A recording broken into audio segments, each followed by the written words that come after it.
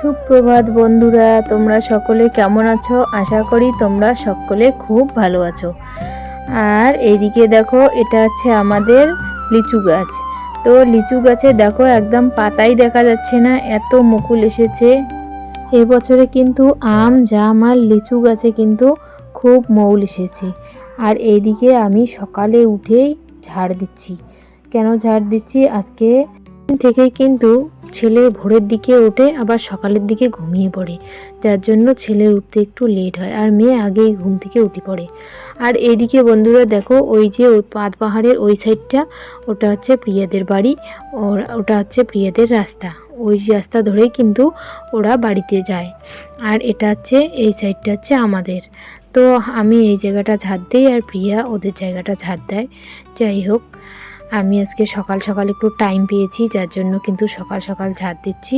তো এই যে কতগুলো মেহগিনি পাতা, আমাদের বাগানে তো মেহগিনি গাছ আছে, তাই কিন্তু মেহগিনি পাতাগুলো এখন ঝরে যাচ্ছে। তো আজকালকার দিনে কিন্তু মেহগিনি পাতা ঝরে পড়ে যায়। তো এটাই হচ্ছে মেহগিনি পাতা ঝরার সময়, আর আমাদের হচ্ছে ঝাড় দেওয়ার পালা। তো বারবার করে ঝাড় দিতে হয়। তো আমি তো ছোট বাচ্চার জন্য বারবার করে ঝাড় দিতেও পারি না। তো আজকে সকাল সকাল ঝাড়টা দিয়ে নিচ্ছি আর কি। এটাই তোমাদের সঙ্গে আজকে শেয়ার করলাম আমি। তোমরা হয়তো জায়গাটা দেখে ভাবতে পারবে যে এটা জায়গা বোধহয় আমরা কোনোদিনও ঝাড় দিই না, এত পাতা কেন? কিন্তু না, আমরা কিন্তু রোজ দিনে এই জায়গাটা ঝাড় দিই, আর এত মেহগিনি পাতা পড়ে আর কি বলবো। তোমাদের সঙ্গে কথা বলতে বলতে আমার ঝাড় দেওয়া কিন্তু শেষ হয়ে গেছে। তো এই যে সোনামাটা আমার কোলে উঠে পড়েছে। তো সোনামাকে নিয়ে আমি এখন খেতে বসে গেছি। তো সকালবেলা তো একটা টিফিন করতেই লাগবে, খিদেও লেগে যায় খুব। তো এইদিকে দেখো, আমি চা আর মুড়ি নিয়ে নিয়েছি। তো চায়ের অংশ কম, দুধের অংশই বেশি। তো আমি এইভাবেই খাই।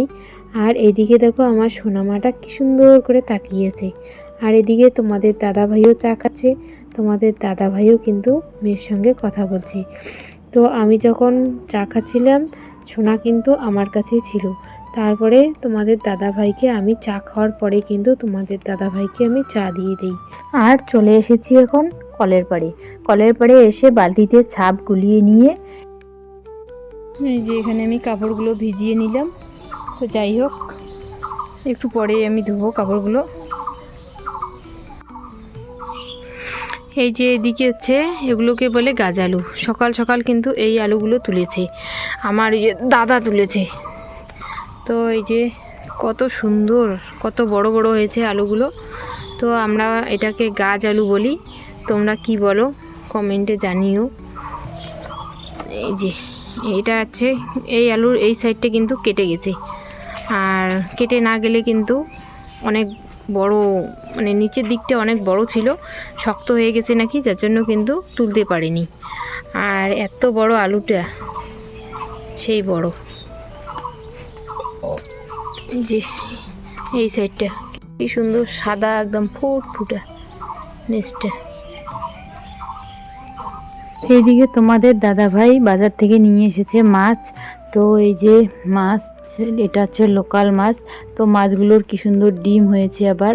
তো ডিমটাকে আমি ধোয়ার সময় কি করব, আলাদা করে নিয়ে বাটিতে রেখে দেব।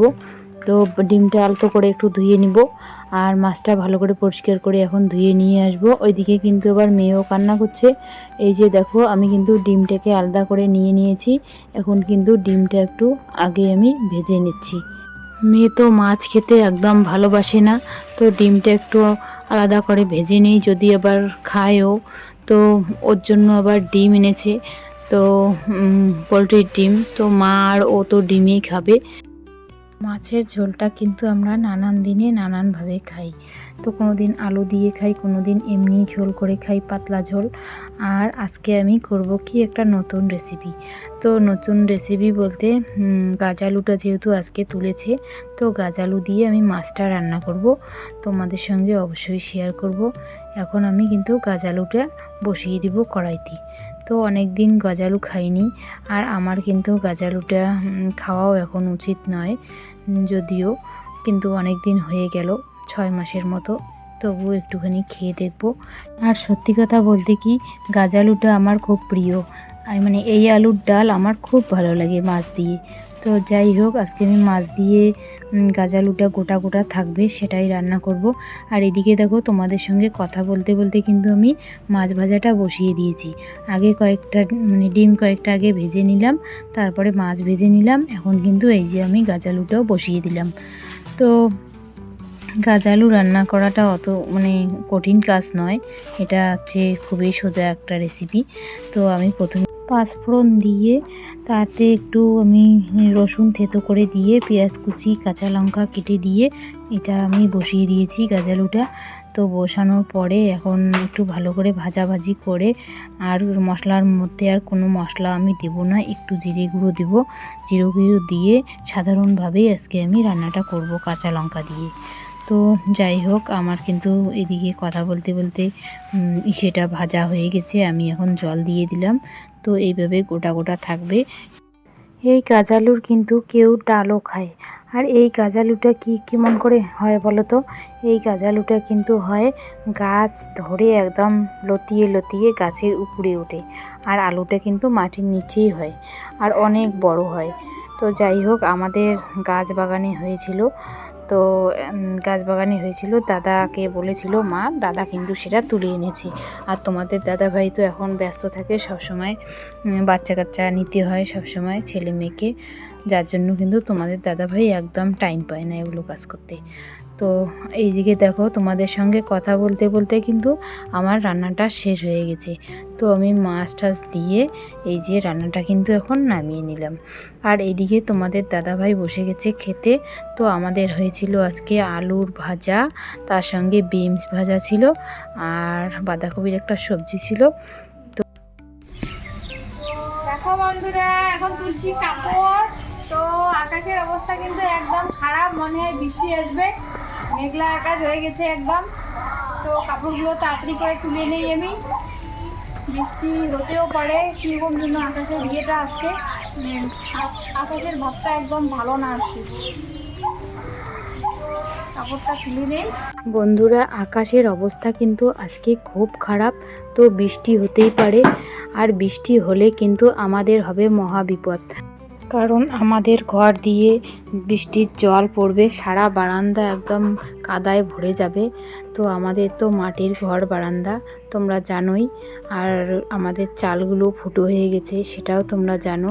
আমাদের এই গোটা বাড়িতে বৃষ্টি হলে আমাদেরই সব থেকে বিপদ বেশি হয়, কারণ আমাদের বাড়ি ঘরগুলো অনেক পুরনো, যার জন্য আমাদের এই বিপদ সব থেকে বেশি। বৃষ্টি হলে কিন্তু অবশ্যই তোমরা দেখতে পারবে যে আমাদের অবস্থা কেমন হবে। তো তার মধ্যে আবার দুটো বাচ্চা নিয়ে জানি না কী করে কি করব। আর এইদিকে দেখো, তোমাদের সঙ্গে কথা বলতে বলতে মা আর আমি কিন্তু খেতে বসে গেছি। তো আজকের মতো ভিডিওটা এই পর্যন্তই। Good night.